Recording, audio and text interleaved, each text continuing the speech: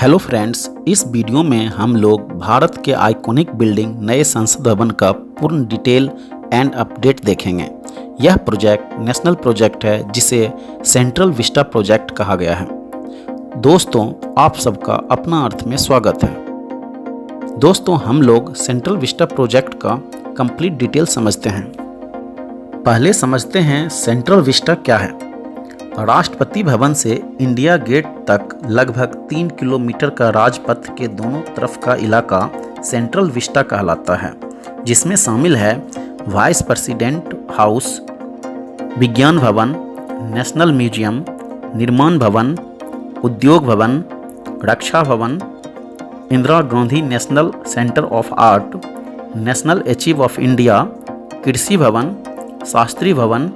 इसके अलावा राष्ट्रपति भवन, संसद भवन, नॉर्थ ब्लॉक में होम अफेयर्स ऑफिस और साउथ ब्लॉक में पीएमओ ऑफिस शामिल है। अब हम लोग 90 वर्ष पहले डेवलप किया गया विस्टा प्रोजेक्ट समझते हैं। जब भारत की राजधानी कलकत्ता से दिल्ली शिफ्ट किया गया, तब पहला central Vista project architect Edwin Lutyens और हर्बर्ट बेगर के द्वारा डिजाइन और डेवलप किया गया। इसीलिए दिल्ली के इस एरिया को आज भी लुटियंस जोन के नाम से जाना जाता है। उस वक्त 12 फरवरी 1921 में पार्लियामेंट का नींव रखी गई थी और 7 साल बाद 18 जनवरी 1927 में पार्लियामेंट भवन बन के तैयार हुआ। इसका उद्घाटन वायसराय लॉर्ड इरविन ने किया। 15 अगस्त 1947 में देश आज़ाद हुआ और 1962 में इस पार्लियामेंट बिल्डिंग को हेरिटेज का दर्जा दिया गया। इसके बाद जिस तरह देश तरक्की कर रहा था और देश की पॉपुलेशन भी बढ़ रही थी, 2019 में ministry of housing and urban affair एक प्रस्ताव लेकर आया, जिसमें यह तर्क दिया गया कि अभी के सेंट्रल विस्टा में ज़्यादातर बिल्डिंग 100 साल पुरानी है और ऑफिस में जगह की कमी हो रही है और कर्मचारी भी बढ़ते जा रहे हैं। ऐसे में इस पूरे इलाके में रीडेवलपमेंट की ज़रूरत है।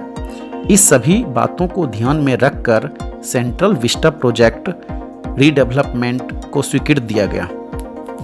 अब हम लोग new central Vista project and redevelopment समझते हैं। यह प्रोजेक्ट का कॉस्ट लगभग 20,000 करोड़ रखा गया है, जिसमें नए Sansad Bhawan, central vista avenue, common central secretariat, central conference centre, new residence and office of vice president and new residence and office of prime minister, new Indira Gandhi national centre for art, इन सभी इमारतों का निर्माण किया जा रहा है। इस पूरे प्रोजेक्ट का आर्किटेक्ट मिस्टर बिमल पटेल, जिसका फर्म का नाम HCP development planning and management private limited है। यह गुजरात अहमदाबाद की कंपनी है और इस प्रोजेक्ट के लिए टाटा प्रोजेक्ट लिमिटेड और सपूरजी प्लोमजी को कॉन्ट्रैक्ट दिया गया है। इस प्रोजेक्ट को 2024 तक पूरा कर लिया जाएगा। अब हम लोग नए संसद भवन का बनावट देखते हैं। नए संसद भवन ट्रायंगुलर शेप में होगा। इसे पुरानी संसद भवन के साथ में ही बनाया जा रहा है। इस नए संसद भवन का एरिया 20,866 मीटर स्क्वायर होगा, जिसमें 4 फ्लोर होंगे। नए संसद भवन की ज़रूरत इसलिए पड़ी क्योंकि 2026 तक भारत में MPs का सीट बढ़ा दिया जाएगा। अभी लोकसभा में मैक्सिमम नंबर ऑफ सीट 552 है, जो नए संसद भवन में 888 होगी, और राज्यसभा में मैक्सिमम सीट 245 है, जो नए भवन में 384 सीट होगी। इसके अलावा न्यू संसद भवन में बहुत सारी सुविधाएं होगी। डिजिटल इक्विपमेंट सिस्टम होगा, पहले से अधिक सेफ होगा, इको फ्रेंडली होगा। लोकसभा का डिजाइन पीकॉक थीम बेस होगा, जो हमारा राष्ट्रीय पक्षी है, और राज्यसभा का डिजाइन लोटस थीम बेस होगा, जो हमारा राष्ट्रीय फूल है। इस भवन में मंत्रियों के ऑफिस और कॉन्फ्रेंस रूम होंगे और फर्स्ट फ्लोर पर फूड कोर्ट होगा, जहां MP, VIPs और विजिटिंग के लिए सुविधा प्रदान करेगी। बिल्डिंग के सेंटर में संविधान हॉल होगा और बिल्डिंग के टॉप पर भारत का राष्ट्रीय प्रतीक अशोक स्तंभ लगाया जाएगा।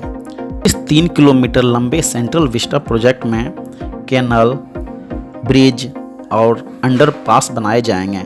चौड़ा फुटपाथ होगा, न्यू पार्किंग की सुविधा होगी, खूबसूरत गार्डन बनाए जाएंगे और कॉमन सेंटर सेक्रेटेरिएट में 10 डोनेट टाइप का बिल्डिंग बनाया जाएगा, जिसका हाइट इंडिया गेट से कम रखा जाएगा।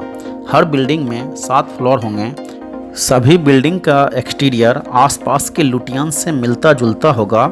प्राइम मिनिस्टर ऑफिस और रेजिडेंस 15 एकड़ में फैला होगा, जबकि वाइस प्रेसिडेंट ऑफिस और रेजिडेंस भी 15 एकड़ में फैला होगा और इसे नॉर्थ ब्लॉक और साउथ ब्लॉक में बनाया जाएगा। Indira Gandhi centre for art को 15 एकड़ में रिलोकेट किया जाएगा। यहाँ पर पहले की तरह ही सारी सुविधाएं दी जाएगी।